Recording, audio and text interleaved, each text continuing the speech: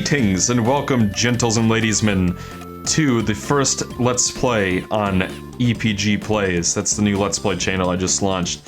However, this episode will be first going up on my review channel as a sort of sample dealio so that you guys can get a feel for what you can expect from this channel. And if you like this episode, in order to see further ones, you will have to subscribe to the channel itself, and there will be a link and whatnot in the description and in the end card and whatever. But yeah, we're gonna get started here real quick. I'll go with EPG this time, which is what some of my friends call me. Okay, little buddy, as part of your hero training, you've got to stand guard tonight over my bananas. I'll relieve you at midnight, so try and stay awake until then.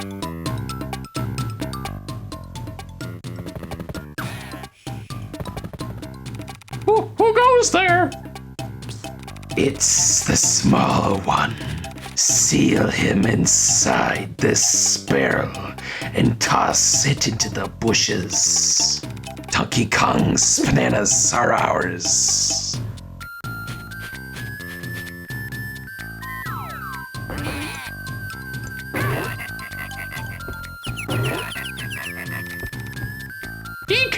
DK, wake up!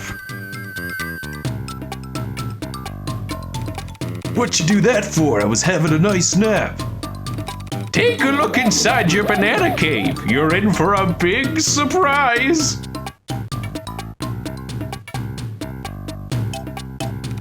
My bananas and my buddy Diddy, they are gone. The Kremlings will pay. I'll hunt them down through every corner of my island until I have every last banana for my horde back. All right, fellas. This is, in case you couldn't tell from the intro and the title screen and everything, this is a little game called Donkey Kong Country.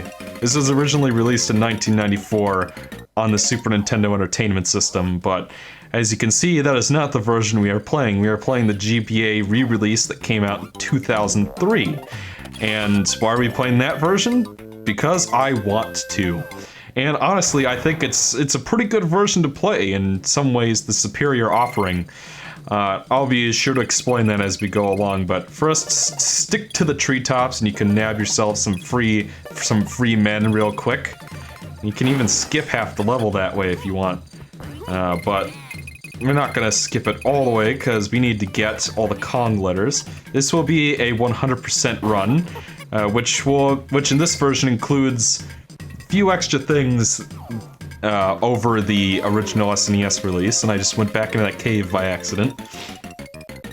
But yeah, this version actually adds quite a lot of extra content. If you didn't know, if you haven't seen my Remake or Re-Break episode, that's way more popular than the ones I did for the sequels for some reason. Like, you look at the DKC1 episode has like 100,000 views, and then the other sequels only have a fraction of that. I think it might be my intro, because that was back when I spent way too much time on stuff like story and development history, which are things that I've tried to shrink down on in more recent videos.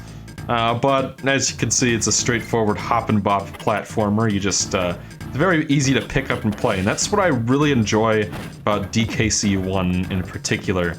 And the classic trilogy, more broadly, is just how straightforward and simple it is. Because you know, I've been replaying Tropical Freeze recently, and the side quest content in that game is not well paced at all, and it's actually kind of drags the whole experience down for me. So that's just the way I prefer to play these games. And you know, it's like technically you don't have to do anything, but I guess we're going for Rambi. Oh, I'm really bad at those, and that might bite me in the butt coming up here, because there's one bonus room in Kremkrock Industries where that is required. Let's see, do I have the G? Is there a way to? All right, so I guess that's one of the levels in this area has a G stuck up in the treetops. I'm just gonna double check I didn't miss anything up here. I think I'm good, but it always pays to be certain. Yep. All right, we good, fam. We good. Oh, and You guys might remember in my review I complained about slippery controls, and there's a Twitter user named Marty. I think his handle's like Lysodia or something. I'll add it over the video, but as you can see, like I'm letting go of the D-pad and it takes a few seconds for Rambi to slow down. I can't remember if that was in the original or not because it's been a while. Much like Pearl Jam, it's been a while. But in the review, I complained about slippery controls, and one thing I should mention right off the bat is that I am playing this on the crap.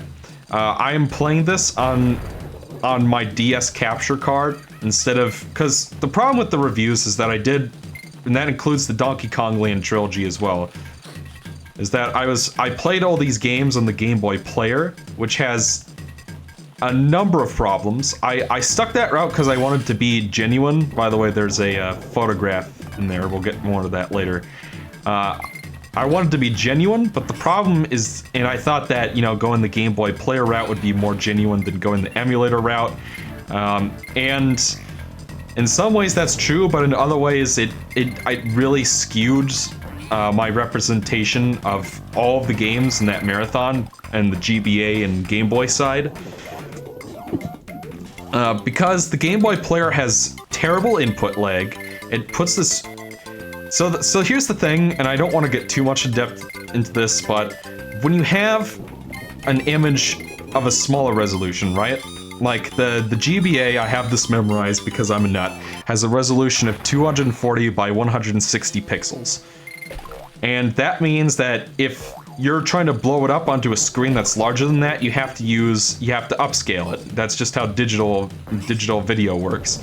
And the resolution for the GameCube it varies between 720 to 6 vertically or horizontally. It varies between 720 and 640, and with a vertical resolution of 480. And so that means that obviously the Game Boy Advance has a smaller screen size than the GameCube does. So that means that it has to be upscaled. And the Game Boy Player uses this format for upscaling called bilinear filtering, which is also used for textures. Like if you guys saw my Conquer video recently, I mentioned that the N64 uses bilinear filtering on its textures. Like if you compare the PlayStation to the N64, you will find that it's much easier to identify individual pixels in a PlayStation texture than it is on the N64, and that's because the textures on the N64 are just as pixelated, if not more pixelated actually. But because of the bilinear filtering, it sort of disguises that and creates fake pixels in between. So it's sort of like it's using the hardware to create additional resolution on the fly. That's kind of a very crude way of explaining it, and I'm sure that Retropolis Zone, who probably isn't watching because he hates LPs, is just shuddering at the thought of that being my explanation for it. And he's more likely he's probably laughing at me for even mentioning this to people who probably don't care that much. But point is, Game Boy Player uses that to blow up the Game Boy Advance image to larger size. And more broadly, when I was recording it in 480i using S-video cables and using this shitty upscaler to upscale that. So what you get is this really... So first of all, the GBA footage in the 480i frame is being stretched with a crappy algorithm. There are multiple ways to blow up smaller images to larger, and I'm sure I'll discuss the one I'm using for this footage eventually, but point is, when you go that... So, blurry footage, and that's the problem with bilinear filtering, is that it makes everything blurry. And I missed that G, so we get to go back in there. What did I miss the G? I think I did. Yeah, I did. All right, we get to go back. Actually, why don't we chat with Cranky real quick? You seem to be doing quite well. If I had been playing, I would have got here much quicker. One thing before you leave. To save your progress, simply press start on any world map to bring up a menu. Then just select the save icon. Yeah, there's a couple of rare references in the background there that you may not have noticed, because that background is redone compared to the original version. I could not see that. But thankfully, the visibility in this remake is generally pretty good. What little I have played of the Game Boy Color version has not impressed me in that regard. It's very much the exact same deal as the Donkey Kong Land series. But I am getting ahead of myself. You might look forward to an episode on the Game Boy Color version of Donkey Kong Country in the Mediocre Marathon. That is if I decide it's worthy of the marathon, which I haven't gotten for sure yet. So, there is a photo in each of these little animal bonuses, so I'm trying to do that the best I can. Oh, Jesus. Gotta say, the 60 frames really does help. And, yeah, just to continue on with what I was saying, if you can get 600 of these little tokens, then you will get a photograph of that animal buddy for that animal bonus, so... Which I enjoy, because in the original game, these were just places to get lives really quick, but in this remake, which adds the scrapbook mechanic in as kind of an equivalent of the DK coins in the later games, it gives you kind of an incentive to find some of the hidden little trinkets inside of those bonuses.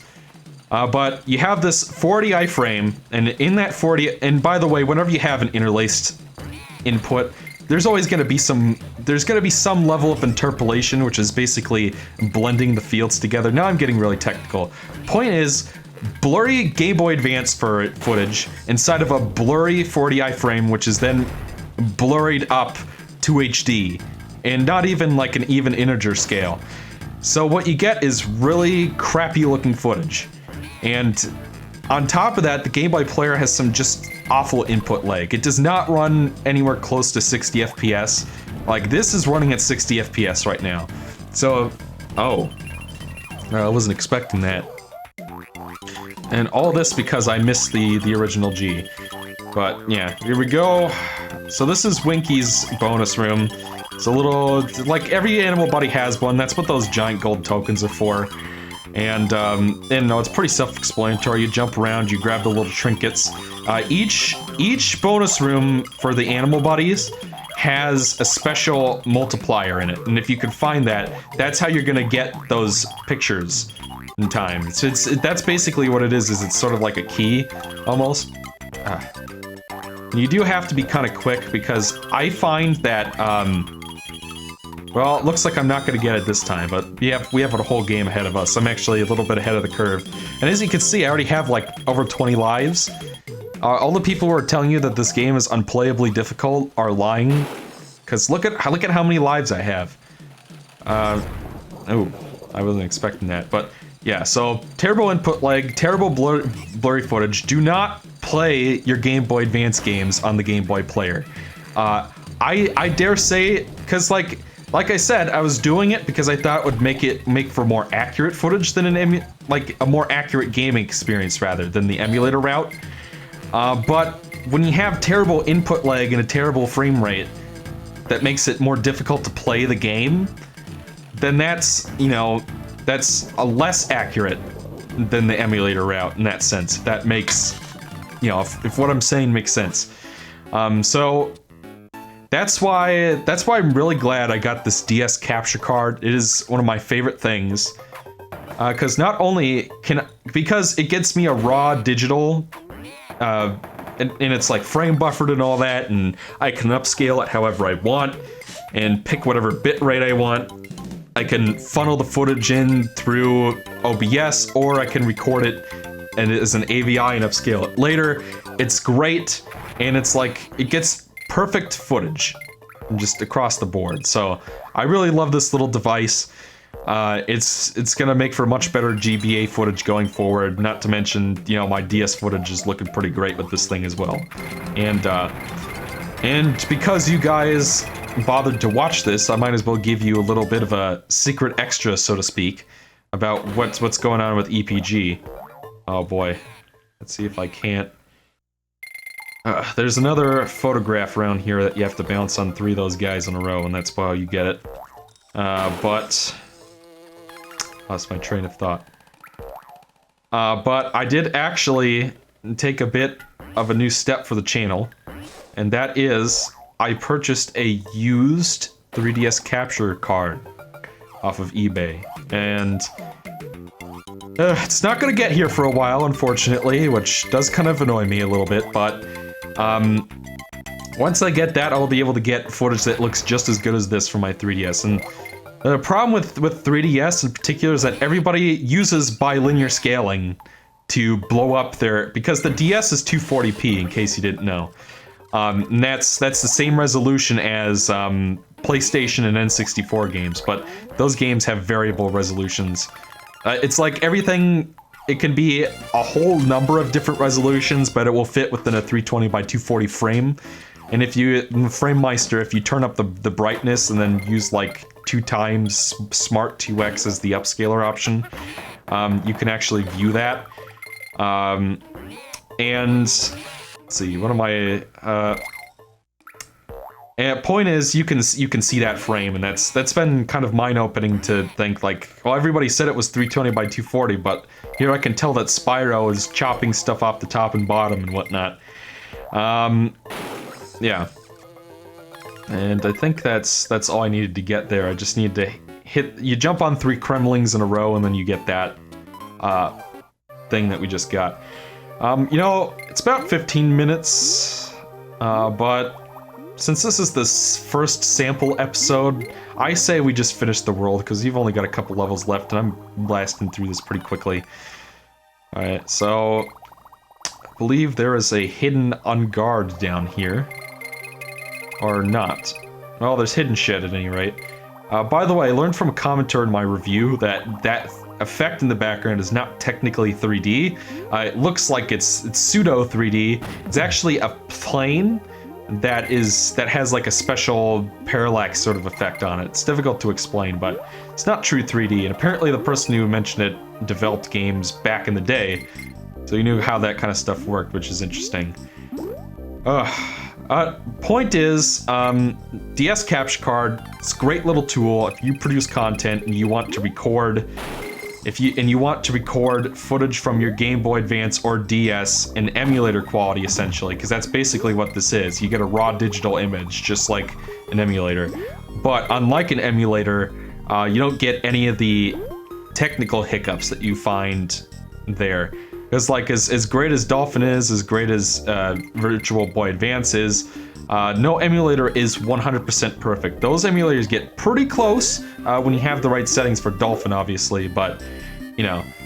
So with this, you're playing on authentic hardware, and you have the choice to play it either on your monitor or on the screen itself. And I have something equivalent that I can do with my PSP. It's called, what is it called?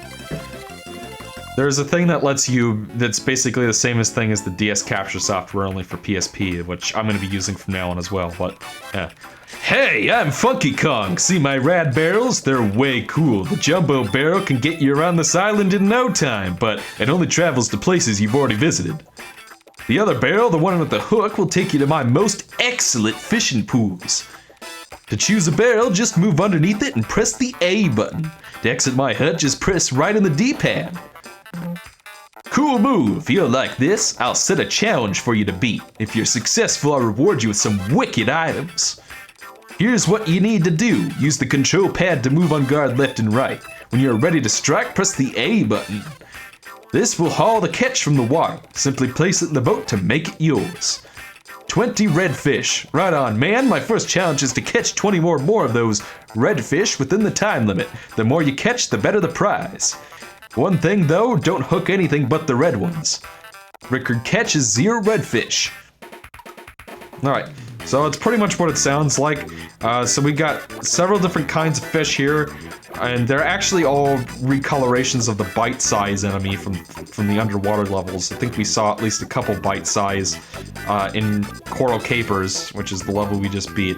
But basically, you move the hook over the whatever it is you want to catch or underneath, and you can get combos actually if you get more than one. I don't know if there are no points or anything, so I don't know if it does anything besides, you know, the just kind of being a cool thing you can do. All right, come on, fish. And if you get some momentum going, you can haul them up from quite a distance away. We got to get 20 of these buggers, and it's not too hard, I'd say. Oh, I think that crab is a bonus. I think it maybe adds a little bit of time. Let's see, you can get... Is that supposed to be Funky talking to us? I don't know. Oh boy. Alright, we got 20 already. And after that, you can just kind of go for a high score idea, I guess. I don't think the game really recognizes or rewards that anyway, but, you know, all you need to do to get the collectibles from this minigame is beat the challenge that they give to you. By the way, I like I know the pseudo 3D effects going on here.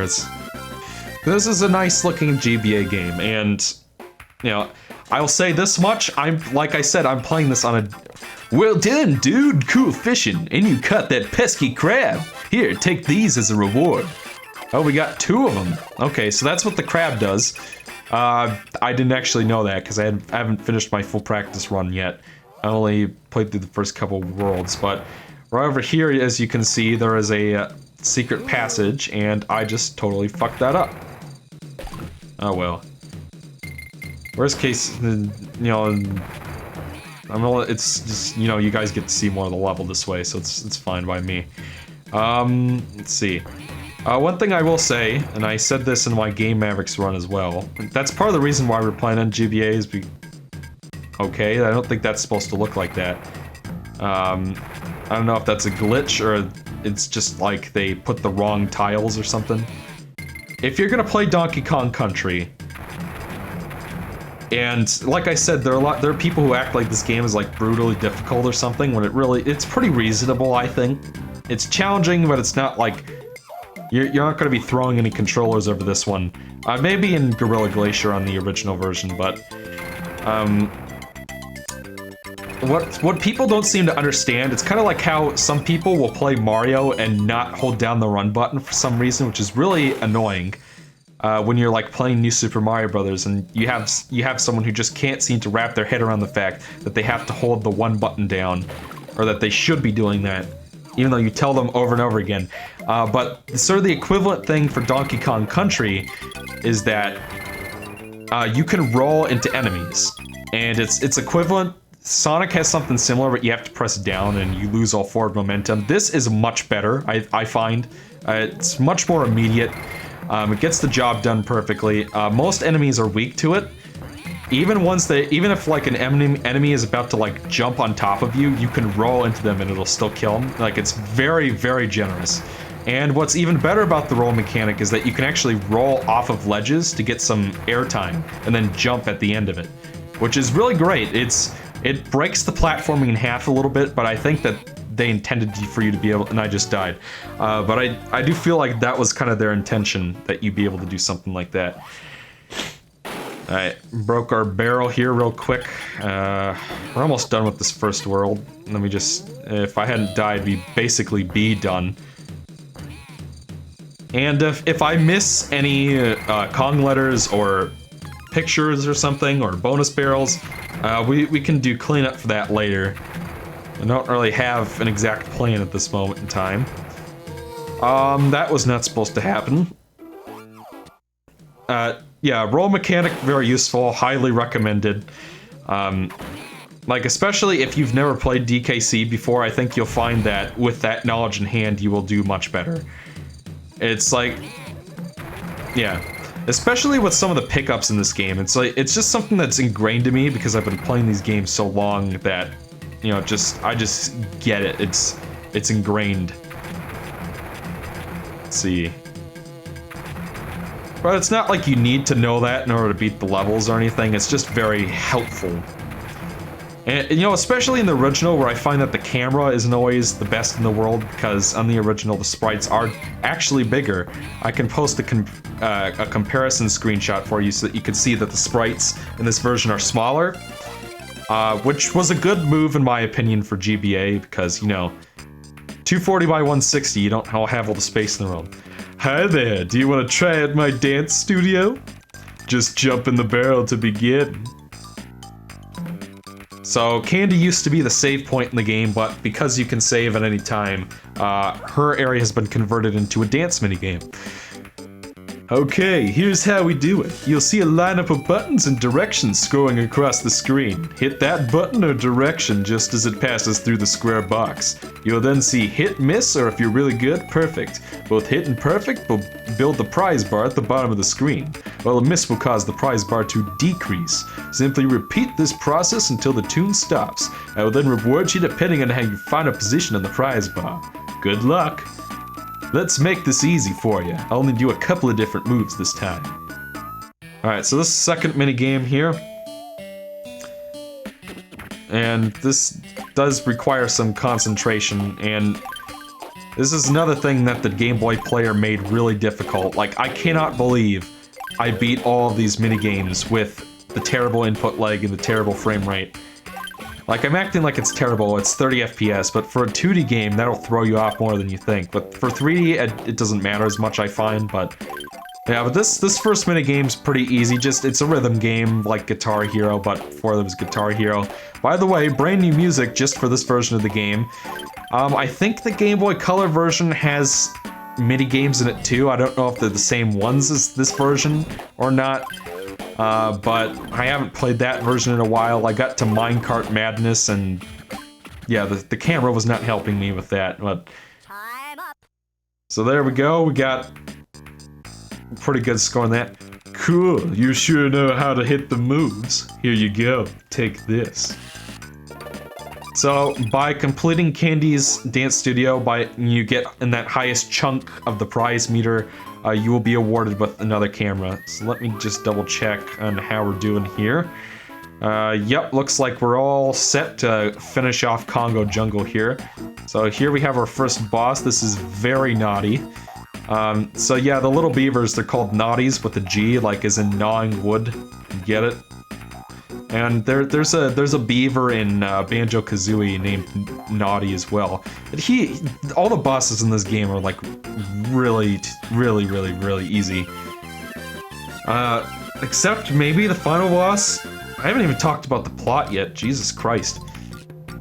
I can't believe it! You trampled all over Naughty! Give me that giant banana, I'll take care of it for you. Come on, get going, you can't rest yet. Alright, and with that, we have completed Congo Jungle. We will continue with Donkey Kong Country and head on further into the island and delve more into the story and some of the other stuff momentarily. But for now, this is the preview episode. I hope you enjoyed it.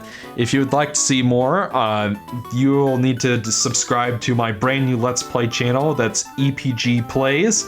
I'll be putting up a card, and again, it's probably in the description too, and it'll probably be in the end slide as well. But you can subscribe to that for more. I plan on doing more informative kind of LPs like this of games I like and maybe some games I don't like. If we can reach 1,000 subscribers by the end, I'll say by the beginning of September. And no, we'll say September 15th, because this will probably go up tomorrow. So that will be like a month from now. If we can reach 1,000 by September 15th, then I will promise to do a Let's Play of Super Metroid Redesign, which is this awful, alright, not awful, but it's a very questionably designed ROM hack that is very hard and will probably piss me off, and you guys will probably have a great time with that. And so, yeah, so if you guys want to see that, if you want to see more Let's Plays, then please subscribe to my Let's Play channel. Again, it's totally up to you guys, but yeah. So, yeah, I will see you guys for part 2, and that will be on the other channel. So if you want to see more of this, you have to go to the other channel, all right? So thank you very much for watching, and I'll see you guys next time.